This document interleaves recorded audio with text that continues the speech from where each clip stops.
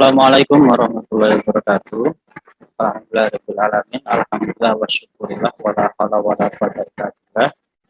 Rekan-rekan mahasiswa semua, semoga dalam keadaan sehat walafiat dan semoga bisa mengikuti perkuliahan semester ini dengan baik sehingga mendapatkan nilai yang baik pula. Alhamdulillahirabbil alamin. Pada pertemuan kali ini kita akan berdiskusi tentang statistik deskriptif dan inferensial. Perlu diketahui bahwa rekan-rekan semua di skripsi itu, di penelitian secara umum ada dua macam analisis. Ada analisis kualitatif dan analisis kuantitatif. Sedangkan untuk statistiknya sendiri itu ada deskriptif dan inferensial. Untuk keduanya, baik analisis kualitatif dan kuantitatif, keduanya dapat menggunakan statistik. Kita akan simak lebih lanjut apa sebenarnya statistik deskriptif dan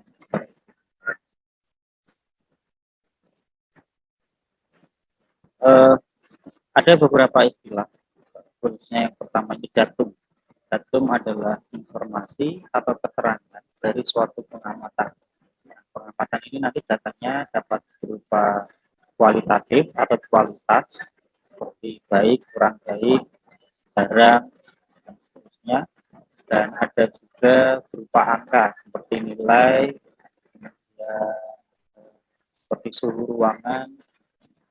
Kalau yang terkait pendidikan ya paling biasanya nilai psikologi, nilai hasil belajar. Yang pertama, statistik deskriptif. Statistik ini berkaitan dengan bagaimana mendeskripsikan data-data yang kita peroleh itu, kita deskripsikan supaya ringkas. Ini bisa dalam bentuk gambar, bisa dalam bentuk angka-angka juga. Statistik deskriptif ini ada tiga hal yang dibicarakan. Yang pertama adalah pemusatan data, yang kedua penyebaran data, dan yang ketiga adalah kecenderungan data. Yang pertama adalah ukuran pemusatan data, ada tiga. Yang pertama adalah mean atau bisa rata-rata atau nilai tengah. Nilai tengah. Kemudian median atau nilai yang terletak di tengah. Nilai yang terletak di tengah dengan nilai tengah. Kemudian yang ketiga adalah modus, data yang sering muncul dalam suatu data. Yang pertama adalah mean. Sebelumnya mohon maaf, ketiga hal ini akan disampaikan oleh kelompok berikutnya. Kita cepat saja karena akan diajarkan lebih lanjut oleh kelompok.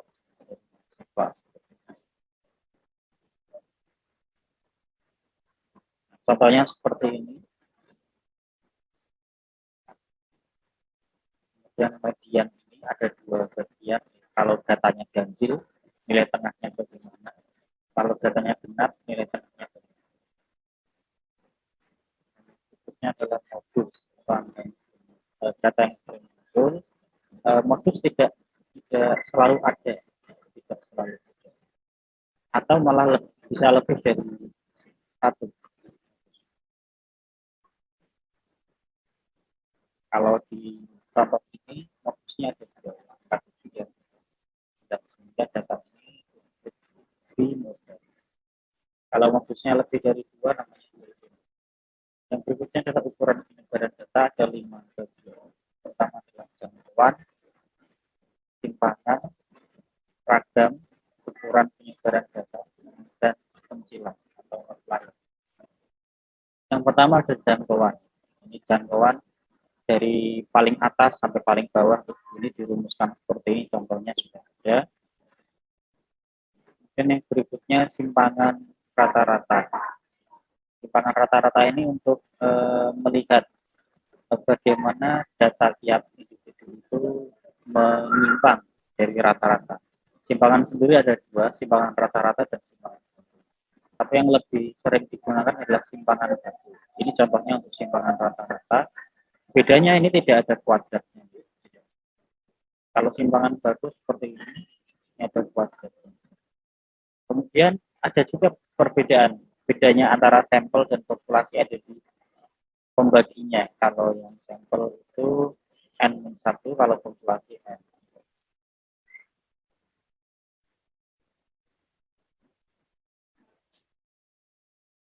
Simpangan baku, untuk simpangan baku ini dianggap lebih stabil, lebih valid daripada simpangan rata-rata.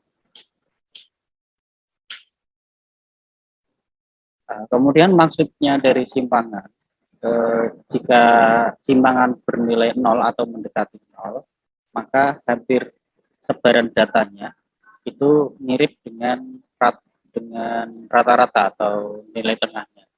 Kemudian untuk jika simpangan baku itu lebih besar dari 0, maka semakin tinggi, semakin besar, maka semakin jauh dari nilai rata-rata, semakin beragam. Kemudian yang berikutnya adalah ragam atau varian, adalah ukuran atau variansi, dan ini diambil dari kuadrat simpangan baku. Yang berikutnya adalah penyebaran pada nilai kuartil. Ini kalau tadi kita belajar ada min atau nilai tengah. Kalau nilai tengah kan seluruh data dibagi menjadi dua, tengahnya. Tapi kalau ini kuartil, data dibagi menjadi 4. Pertama, X min sampai Q1, Q1 sampai Q2, Q2 sampai Q3, Q3 sampai X-max. Nah, Q2 ini bisa dianggap sebagai min atau nilai rata-ratanya. Nah, ini berguna untuk apa? Berguna nanti untuk menentukan langkah ya. Langkah ini nanti akhirnya outlier atau pencilan data-data ekstrim yang kalau dimasukkan bisa mengganggu penelitian. Formulanya seperti ini. Untuk langkah, formulanya 3/2 kali Q3 min.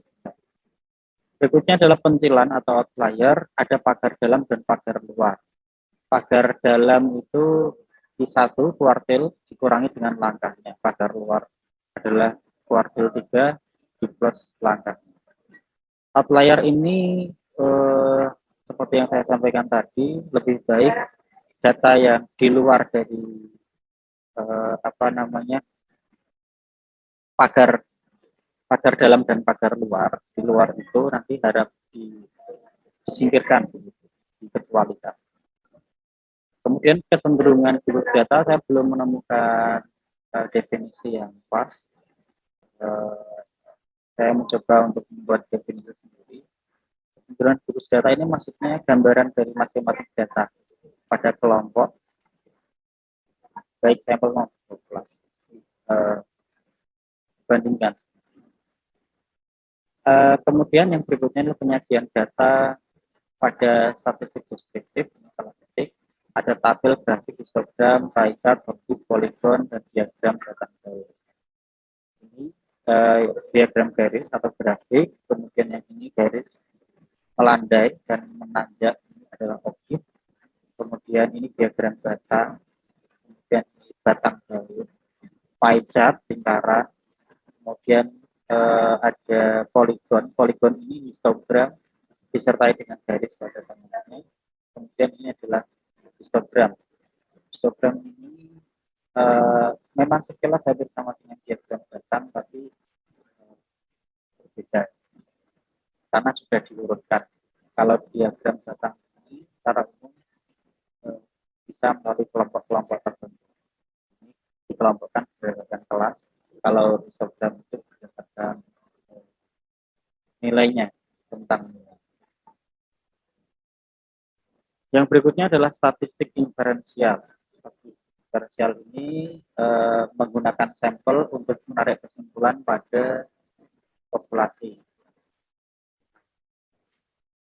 Contohnya seperti ini, ada populasi banyak orang, diambil sekitar 4 orang ya, yang diharapkan mencerminkan populasi. Jika sampelnya menghasilkan sesuatu, maka bisa ditarik kesimpulan jika populasinya Ya, ini mencakup dari apa yang kesimpulan pada. Contohnya seperti ini. Jadi di suatu sekolah data statistik selama 5 tahun sekitar 95% itu lulus dengan nilai baik. Maka seorang anak di sekolah tersebut menyampaikan bahwa wah peluang saya lulus dengan nilai baik besar. Ini adalah salah satu dari statistik inferensial. Penerapannya pada apa? Untuk menerapkan statistik inferensial ini ada beberapa tahap. Ada probabilitas, distribusi, teoritis, analisis kovarian, ANACOVA, analisis varian, ANAVA, kemudian pendugaan populasi. Ini belum bisa disampaikan ini karena nanti akan dibahas secara detail oleh kelompok. Perbedaannya apa sih statistik deskriptif dan diferensial? Kalau deskriptif itu hanya menyajikan, fokus pada menyajikan, menceritakan, mendeskripsikan data-data. Kalau inferensial ini untuk menarik kesimpulan pada populasi. Jadi, akan kelihatan kalau kita sudah belajar banyak terkait dengan statistik ini dan melihat aplikasinya pada skripsi yang sudah ada. Sekian mungkin dari kami. Jika ada pertanyaan dapat disampaikan melalui WA, Japri atau melalui YouTube. Wassalamualaikum warahmatullahi wabarakatuh.